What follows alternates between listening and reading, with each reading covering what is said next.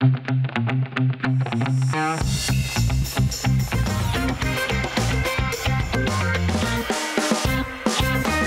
à toutes et à tous, je suis très heureux de vous retrouver dans ce nouveau numéro du Buzz TV. Salut Cécile, on est déchaînés là. Aujourd'hui nous recevons un comédien que vous avez adoré dans l'une des séries les plus populaires de la télévision française. Si je vous dis mère de famille, si je vous dis méthode peu conventionnelle, portefeuille rose, vous pensez très certainement à Candice Renoir et vous avez raison. Sauf que cette fois-ci, ce comédien a décidé de s'éloigner de cette héroïne pour jouer dans une fiction profonde qui va à coup sûr vous bouleverser, voire vous révolter. Bonjour Raphaël Langlais. Bonjour. Bienvenue sur ce plateau. Alors après la nuit, c'est le titre de la fiction. Déjà vu. Oui, exactement. Non, bah, vous savez, hein, parfois, c'est la magie des émissions, vous savez, où on en fait une première et on la enregistre pour des raisons diverses techniques. Oui, je voulais pas balancer. Bon. Non, bah, vous l'avez fait, c'est trop tard. Après la nuit, donc c'est le titre de la série que France 2 diffuse. C'est ce lundi 10 mars en première partie de soirée. C'est une fiction dans laquelle vous allez interpréter un homme qui a tout l'air d'un SDF au tout début de la série. Vrai que le look est pas mal. Je suis désolé de vous le dire, mais c'est vrai que dans cette intrigue, vous abordez des sujets assez douloureux. Il est question de viol, il est question de traque, de non-dit. Est-ce qu'il y a un côté assez insoutenable dans ces épisodes que l'on va voir sur France 2 ? Bah, non, je peux pas dire que c'est insoutenable, parce que ça va faire peur aux spectateurs. L'idée, c'est de leur donner envie de regarder. Non, c'est un sujet dur, forcément. Là où il y a une originalité dans la série, c'est qu'on n'est pas dans une enquête classique, on est vraiment du point de vue des victimes. Oui. On est avec elles, il y a l'idée qu'a eu notre réalisateur, c'est des adresses face cam. Ça, c'est très original. Ce n'était pas dans le scénario, c'est vraiment venu de lui. Au début, il y avait quand même une surprise, et des comédiens, et de la production, et de la chaîne, et le résultat a beaucoup plu. Ouais. Et comme il y a cette adresse directement au spectateur, le spectateur est avec les victimes et dans une empathie totale et donc l'accompagne dans toute la narration. Oui, parce qu'il y a un côté très documentaire finalement dans cette fiction, dans la mesure où on voit les acteurs qui sont victimes, les actrices en l'occurrence sont victimes de viol, qui s'adressent face caméra. Ça fait très aussi un peu docu-fiction, si j'ose dire. Alors oui, avec quand même une esthétique de fiction, d'ailleurs une très belle esthétique dans la série, dans la lumière de Rohan Sepulcre, notre chef-op, mais oui, ça casse une convention de narration, ce qu'on appelle le quatrième mur, et cette adresse directe fait que... Et en plus, au début, on est surpris, c'est la première image du film. Ouais. La première image du film, c'est la comédienne qui vous regarde et qui vous parle. Donc, on sait tout de suite que ça va être une convention réutilisée, et je trouve que ça marche vraiment exceptionnellement. Quelle émotion vous cherchez à susciter en ayant pris ce parti ? Alors, pour demander au réalisateur, je pense, encore une fois, c'était pour créer tout de suite une connexion et une empathie avec les victimes. Ce n'est que les victimes qui s'adressent à la caméra, c'est pas les autres personnages de la série. Il y a un rapport privilégié entre les victimes et le spectateur. Ouais. Et ça, c'est la convention. Après, imposer une émotion, on peut pas. C'est juste créer une complicité, un rapport direct. Et ça marche. Et c'est vrai que cette fiction est très profonde, comme je le disais tout à l'heure en introduction. On va en parler dans quelques instants avec vous, Raphaël Langlais. Mais tout d'abord, je vous propose de découvrir les news médias présentés par Cécile Brelot. Allez, on commence ces infos médias avec la première prise de parole de Stéphane Plaza. Oui, donc c'était hier soir sur Instagram, 2 semaines après avoir été reconnu coupable de violence habituelle, donc c'est le terme, sur une ancienne compagne. Donc il est condamné à 12 mois de prison avec sursis. Et autre sanction, c'est le groupe M6 qui a décidé de déprogrammer l'ensemble de ses émissions. Donc l'agent immobilier a souhaité réagir, je le cite, « Dans un monde où l'on parle souvent à ma place, je préfère vous le dire moi-même, l'immobilier est... et restera mon métier, ma passion, je suis toujours pleinement actif. » Alors c'est vrai que le mouvement MeToo est très important aussi, on va en parler aussi un peu plus tard dans cette interview, parce qu'il est aussi question de ça dans la fiction que vous venez défendre aujourd'hui. Et c'est vrai qu'il y a eu beaucoup de révélations, notamment du monde des acteurs et des actrices depuis 2017, et cette affaire qui nous venait des États-Unis, l'affaire Harvey Weinstein. Est-ce qu'aujourd'hui vous comprenez que justement, dès lors qu'un acteur est soupçonné d'avoir eu des gestes déplacés, ce genre de choses, on l'écarte des productions, ou bien voilà, est-ce qu'il faut justement aussi essayer de comprendre ce phénomène qui heureusement aujourd'hui n'existe plus ou existe moins? Non, pour être totalement honnête, ce qui m'a gêné dans le mouvement MeToo, moi, c'est qu'il a fallu que ça touche des vedettes pour qu'on s'intéresse à un problème qui était là depuis très longtemps. Ouais. Et on est dans la pipolisation du monde, et dès que c'est à travers les yeux d'un people, par exemple l'affaire Depardieu, pour en parler. Par exemple, moi, ça fait 27 ans que je fais ce métier, j'ai toujours su ça. Je l'ai toujours su. Simplement, donc personne ne prenait la parole. Les réalisateurs dont je tairai les noms, qui se posent vers la vertu maintenant et qui font on ignorait. Moi, figurant il y a 20 ans, j'entendais les pires histoires sur Depardieu. Ça a toujours existé. D'un coup, ça s'est médiatisé. D'un coup, toute la discussion a changé. Mais le problème des violences sexuelles, ou même ce qui se passe à Betaram, ça existe depuis tellement longtemps. Et il y a une partie de moi qui, alors, évidemment, tant mieux que ça existe, mais qu'il ait encore fallu passer par les people pour que ça fasse bouger quelque chose. quelque part, ça me choque parce qu'il y a des victimes, il y en a toujours eu. Mais tout d'un coup, par le prisme des people et de l'attention médiatique, c'est devenu un vrai problème de société. Mais le problème de société, il a toujours été là. Et il est encore là. Et il y a un acteur français qui, lui, a lancé le MeToo garçon. Qu'est-ce que vous en avez pensé? Oui, Aurélien Wick. Oui, Aurélien Wick. Bah, évidemment, les victimes n'ont pas de sexe, comme on l'a vu avec l'affaire Bétara. Mais ça, malheureusement, c'est un vrai problème. Et encore une fois, dans l'Église catholique, je suis désolé, on a parlé du problème dans le cinéma. Mais quand on se pose 2 secondes sur tout ce qui s'est passé à travers le monde, en Irlande, en Australie, dans les écoles catholiques, c'est endémique comme problème. Endémique. Ça touche toutes les couches de la société, tous les types de catégories socio-professionnelles aussi. Enfin, ce n'est pas que dans le monde des acteurs. Donc ça m'étonne qu'on feinte de se réveiller parce que ça a touché Hollywood. Tant mieux que si ça arrive. Mais parce qu'il y a aussi beaucoup d'acteurs qui passent sur ce plateau et qui nous disent, bon oui, MeToo, ça a changé certaines choses sans doute aux États-Unis, en France, pas vraiment. Est-ce que vous constatez que finalement, ça a été une petite fumée sans trop de Non, c'est un vrai changement quand même, pour totalement honnête avec vous. Maintenant, sur les feuilles de service, souvent la première ligne de la feuille de service, c'est en cas de viol et d'agression sexuelle. Je veux dire, oui, on est passé, à mon avis, dans un extrême, je dirais quasi inverse. C'est-à-dire que vous prenez votre feuille de service et la première phrase, c'est en cas de viol. Vous avez l'impression que quelqu'un qui trouve votre feuille de service, il dit c'est là où en fait sont écrits, c'est là où on est convoqué, la journée et tout. Des fois, c'est la première ligne de la feuille de service. Donc on le fait, c'est bien. C'est un peu oppressant peut-être quand on voit ça sur la première ligne. Un lambda qui trouve la feuille dans la rue, il a l'impression qu'il y a des viols tout le temps. Oui, exactement. Alors heureusement, c'est pas le cas. C'est pas le cas, heureusement. C'est marginal. Allez, on poursuit ces infos médias avec les souvenirs d'Anne-Claire Coudray dans C'est à vous. Oui, vous l'avez dit, souvenir pour la présentatrice des JT du week-end de TF1. Donc c'était face à Anne-Elisabeth Lemoine hier soir sur le plateau de C'est à vous. Anne-Claire Coudray a raconté son tout premier JT qui s'est tenu le 18 septembre 2015, donc il y a presque 10 ans. Et elle remplaçait Claire Chazal alors à l'époque du 20h. Et elle disait que c'était le JT le plus court de sa vie. Elle le décrit, elle disait parce qu'elle a laissé place à la cérémonie d'ouverture de la Coupe du Monde de rugby. Mais voilà, c'était son petit instant nostalgie. Alors c'est vrai qu'Anne-Claire Coudray, on la voit comme la journaliste, la présentatrice du 20h de TF1, et pourtant elle sait faire plein d'autres choses. Est-ce que vous, en tant qu'acteur aussi, vous êtes resté pendant 10 ans dans Candice Renoir, vous avez peur d'avoir une étiquette qui vous colle au front, qui vous empêche peut-être de faire autre chose? Ça, je peux pas le savoir. C'est peut-être l'œil des diffuseurs ou des producteurs. Mais bon, non, on propose beaucoup de rôles de flics, ça c'est une réalité. Vous êtes le flic. Mais c'est aussi la réalité de la fiction française. Les Français ont une fascination pour les enquêtes, les cadavres, les policiers. Oui, d'accord, mais vous pourriez être un serial killer aussi. J'aimerais bien. J'aimerais bien. Ça seriez bon là-dedans. Arrêtez de me faire peur. Vous aimeriez qu'on vous propose d'autres rôles aussi de composition? Évidemment. Mais c'était le cas avec Après la nuit, parce que encore une fois, l'enquête est totalement accessoire. Ce que traverse mon personnage, Romain, est beaucoup plus lié à un trauma aussi personnel, c'est le problème d'alcoolisme. Donc quand j'ai lu le scénario, l'enquête pour moi était totalement accessoire. J'avais autre chose à jouer et je me suis éclaté là-dedans, parce que c'est l'antithèse de tout ce que j'ai fait pendant des années sur Candice Renoir. Avec le rôle d'Antoine Dumas. Oui, absolument. Qui n'était pas du tout un rôle qui vous ressemblait. Non plus, aucun des deux ne me ressemble. Vous êtes alors que lui, il est plutôt... Je suis entre les deux, quelque part. C'est pas vous. Non, personne n'est moi. On termine ces infos avec le chiffre du jour, vous avez choisi le 53. Oui, c'est pour le nombre d'enfoirés qui se produiront dans le nouveau spectacle. Je parle bien sûr du spectacle de TF1, qui va être diffusé sur TF1 ce soir, pour les Restos du Cœur. Et donc parmi les célébrités qui ont répondu présent, 12 nouveaux, dont le trompettiste Ibrahim Malouf, la chanteuse Jane, les champions olympiques Alexis et Félix Lebrun, ou encore le chanteur révélé dans la Star Academy Pierre Garnier. Il y a des absents, Léon Marchand ou encore Artus, qui ont dû décliner pour des raisons d'emploi du temps.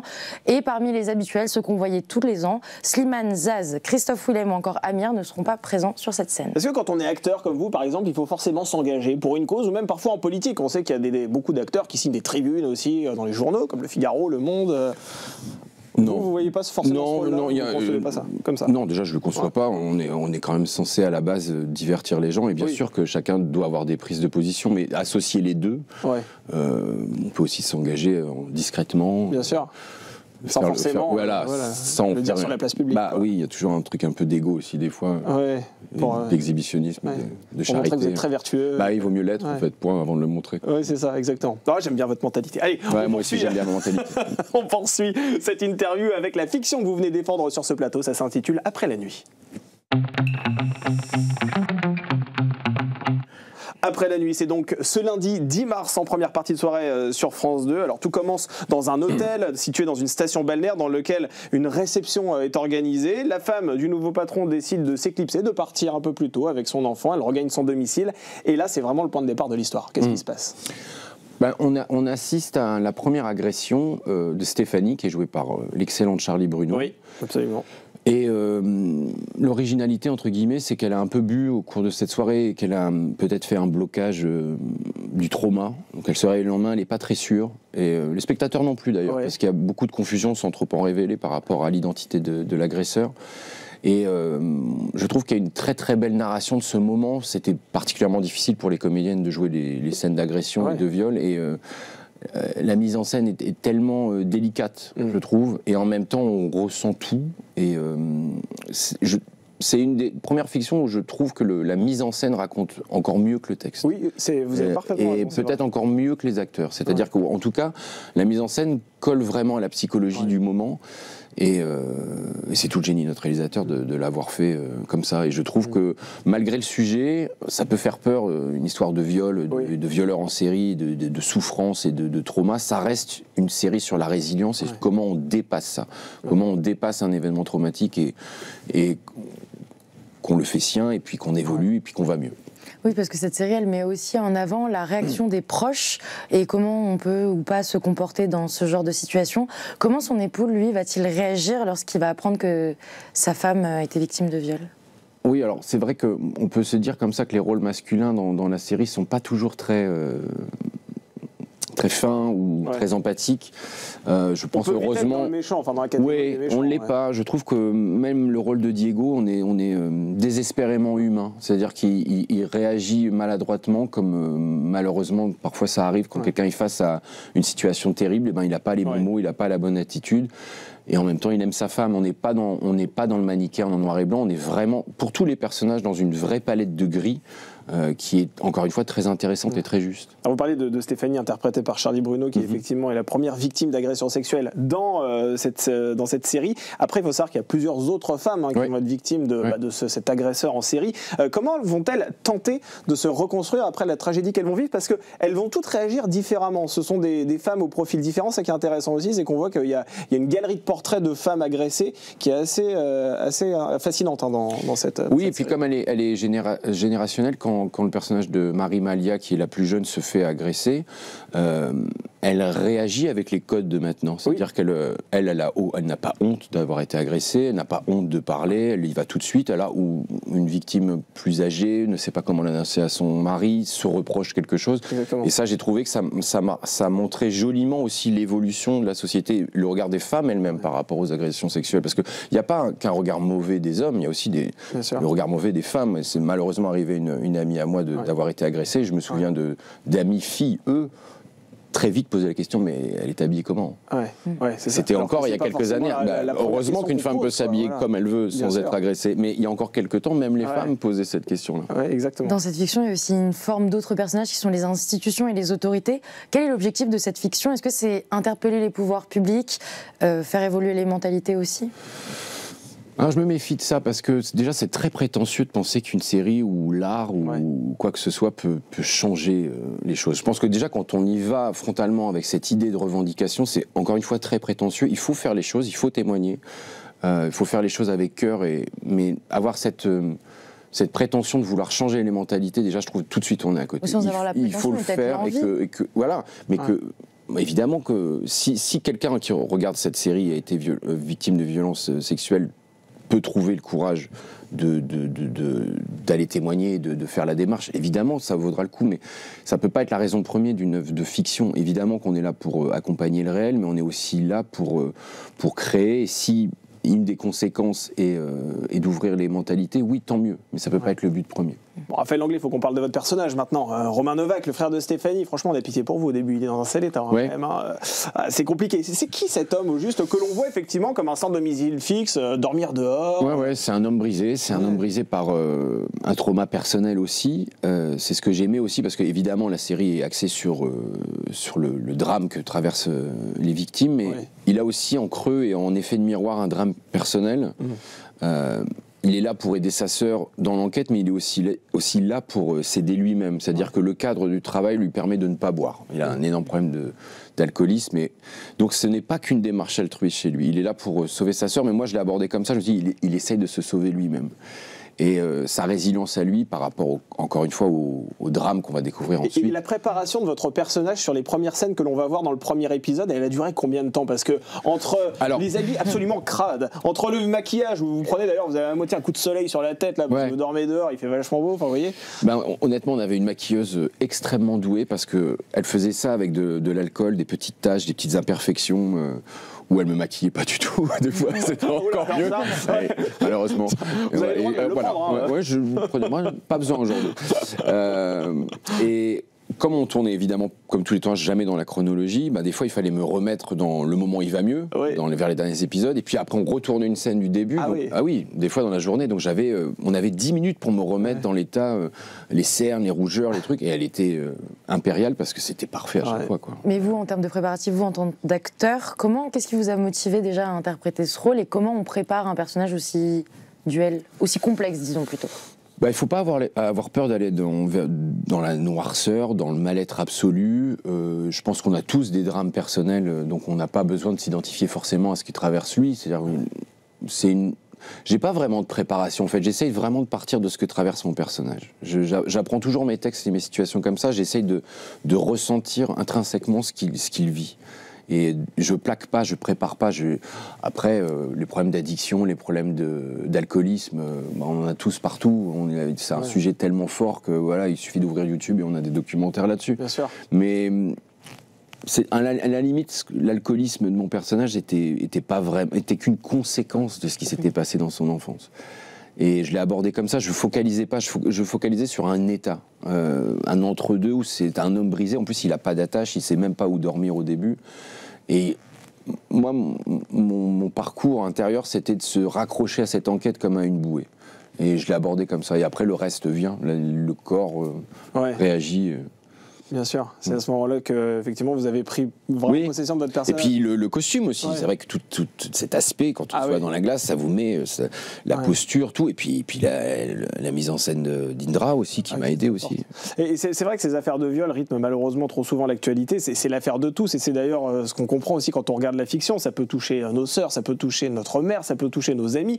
Est-ce que, même si ça ne vous a pas forcément aidé dans la préparation de votre rôle, on l'a bien compris, mais est-ce que d'une manière ou d'une autre vous êtes identifié à ce type de fiction? Est-ce que vous avez dit, là ça me rappelle par exemple une amie à moi, ça me rappelle vraiment? Oui, bien sûr, parce qu'encore une fois, quand j'avais 20 ans en cours de théâtre, on a eu un exercice où on devait monter sur scène et raconter...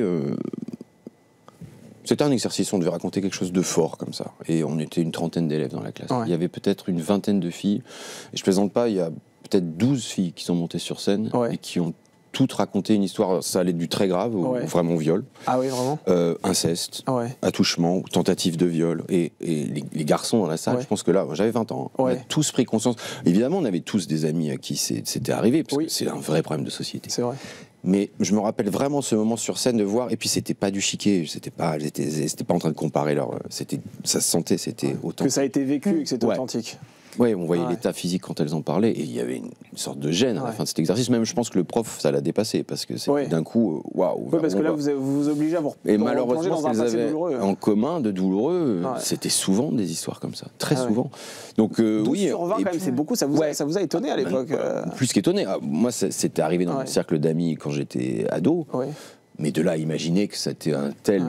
Et c'est une réalité, bien sûr, c'est une réalité. C'est un sujet de société, on a parlé du mouvement MeToo tout à l'heure, et vous aviez dit aussi que vous, au début de votre carrière, vous aviez déjà entendu des choses et que vous voyez maintenant des gens qui se réveillent.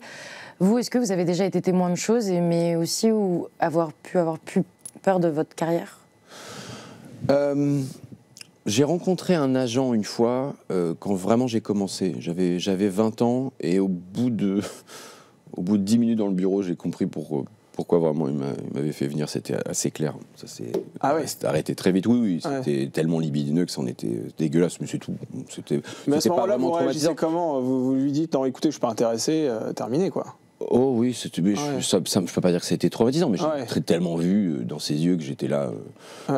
Éventuellement faire. C'était de la chair à canon, quoi. Oui. C'est ça, très clairement. C'était très évident. Et puis voilà, j'ai peu imaginé que c'est un truc qui a dû exister longtemps pour les filles et les garçons. Puis c'est juste qu'il faut avoir la force de caractère de dire non, c'est pas possible. Au revoir. Et quand on veut effectivement faire cette carrière-là, parfois. Mais c'était tellement pathétique en plus, c'était quasiment drôle, quoi. C'était vraiment un mauvais film. Ah oui. Oh là là, il va falloir que vous nous racontiez tout ça en antenne. J'ai un film. C'est vrai. Ah ouais, d'accord. Vous avez filmé en caméra discrète. Attendez, il faut qu'on parle un petit peu quand même d'Antoine Dumas, parce que mine de rien, vous avez quand même interprété ce personnage-là, on le rappelle, pendant 10 saisons aux côtés de Cécile Bois dans Candice Renoir. Est-ce que ce personnage vous manque? Antoine Dumas? Ouais. Qui ne vous ressemble pas, on le rappelle. Non, mais heureusement d'ailleurs. Mais Cécile me dit toujours que je suis dur avec lui, mais il a bien évolué. Mais au début, c'est vrai que je lui trouvais pas beaucoup de... De quoi, d'aspérité, c'est ça? Déjà, et puis il faut pas se voiler la face, il a vraiment commencé à exister en creux de Candice Renoir, Cécile Bois. C'est en rapport à elle qu'il s'est vraiment mis à exister. Aussi à un moment donné. Et du coup, ça a nourri quelque chose, notre complicité à Cécile et moi, qui a fait qu'au bout d'un moment, les auteurs ont commencé à développer mon personnage. Mais au début, c'est vrai que je menais des enquêtes, je trouvais des indices, j'interrogeais des... C'était assez plat, quoi. Je pourrais pas dire plat, mais c'est vrai que c'était elle qui était vraiment... Et la série s'appelle Candice Renoir, ça s'appelle pas Antoine Dumas. Mais c'est vrai que ça a mis du temps à se développer. Quand il s'est développé, j'ai commencé à m'amuser.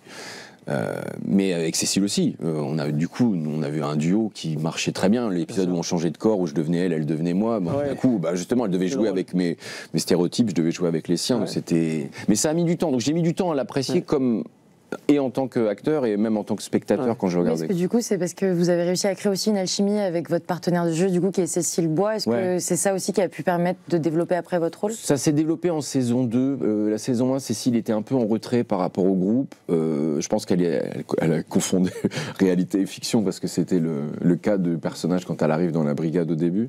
Et dès la saison 2, on s'est beaucoup rencontrés sur des fous rires avec Cécile Bois. C'était... dantesque. C'est pas la dernière sur la vanne, il paraît. C'est pas la dernière, et je pense que j'ai nourri le monstre. C'est-à-dire que moi, je suis une horreur, mais à la fin, je l'ai transformé. Donc, ils avaient 2 monstres à gérer. Mais elle arrive à se reprendre assez vite, et c'est elle qui sifflait la fin de partie de rigolade. Mais on avait, à un moment, on avait une heure sub de fou rire par jour. La production, ça les faisait moins rire, je pense. Mais ça laisse des traces. Vous êtes toujours en contact avec elle, malgré le fait bien sûr, on se voit moins. Oui, puis elle a sa vie, elle a ses enfants, et elle n'est pas toujours sur Paris, elle tourne beaucoup. Mais oui, on s'est vu récemment. On se voit la semaine prochaine. On est resté très liés, heureusement. Et la série, la série est parfois déclinée en téléfilm. Et est-ce qu'il est question que la marque Candice Renoir revienne et vous avec? Là, on a fait la série en tant que telle, s'est arrêtée il y a quelques années maintenant. On a fait 2 épisodes spéciaux de 90 minutes, un en Corse, un Halloween que j'ai réalisé, et le dernier va passer prochainement sur France Télévisions. Et justement, vous avez réalisé le dernier et vous êtes aussi un réalisateur, il faut le souligner, il faut le préciser. Quelles sont les prochaines fictions que vous avez l'intention de filmer, justement? Alors, celle que je viens de finir, c'est En famille pour M6. Donc vous revenez à vos premières amours? Oui, c'est vrai que j'avais commencé la réalisation avec En famille il y a 12 ans maintenant, la saison 1. C'est là que j'ai rencontré Charlie Bruno d'ailleurs. Absolument. Donc c'est la première fois que je joue avec Charlie Bruno, d'habitude je la dirige. Donc j'avais fait la saison 1, la saison 3, un bout de la saison 3. Et là, je suis passé aux 90 minutes en Corse. Et ça, vous prenez votre pied dans ce rôle-là? Ouais, j'aime beaucoup, c'est totalement différent. Même si je dis toujours la même chose, moi j'ai l'impression que mon métier c'est de raconter des histoires. J'étais scénariste, j'ai commencé comme scénariste. On m'a donné la chance d'être comédien et là on m'a donné la chance d'être réalisateur. Mais au final, j'ai l'impression que mon métier c'est de raconter des histoires avec des moyens différents. Et alors sur Candice, quand je réalisais et que je jouais, c'était complet, j'avais tous les outils pour le faire. Et là, quand je suis réalisateur, c'est vrai que je suis un peu TDAH, moi, donc tout d'un coup, je m'aime beaucoup. Quand je suis réalisateur, je suis enfin apaisé. C'est-à-dire que mon cerveau malade, il a plein de tâches à faire et il s'occupe, quoi. Ouais, il s'occupe. Alors que acteur, je me fais chier. Déjà 10 ans de Candice Renoir, plus en plus après les projets de réalisation. Est-ce que vous, par manque de temps, parfois, vous avez été contraint de refuser des projets qui auraient pu vous plaire? Alors, c'est une règle d'or, malheureusement, dans nos métiers. Vous avez rien ou tout en même temps. C'est-à-dire, c'est jamais... une fois, c'est arrivé que ça se goupille, mais vraiment, j'arrêtais un autre projet, quelques semaines de repos, un autre suivi. Non, c'est tout ou rien. C'est toujours tout ou rien, c'est la règle. Donc, ça m'est arrivé de refuser. Voilà. Raphaël Langlais, hier, nous recevions à votre place Marty Orly. Je ne sais pas si vous le connaissez, mais c'était un tatoueur qui est dans l'émission Tattoo Cover sur non, TFX. je connais pas du tout. Mais en gros, son boulot, c'est de recouvrir les tatouages lorsque ça ne vous plaît plus. Typiquement, vous avez une libellule sur l'omoplate, vous pouvez plus avoir cette libellule-là. Lui, il arrive et puis il vous fait un super tatouage. Il avait une question à vous poser, je vous propose de la découvrir. Ah bon? Vous avez spoilé. Eh bien, bonjour Raphaël, j'ai cette petite question pour toi. Est-ce que tu es tatoué? Alors, c'est le moment de tout avouer. Eh bien non.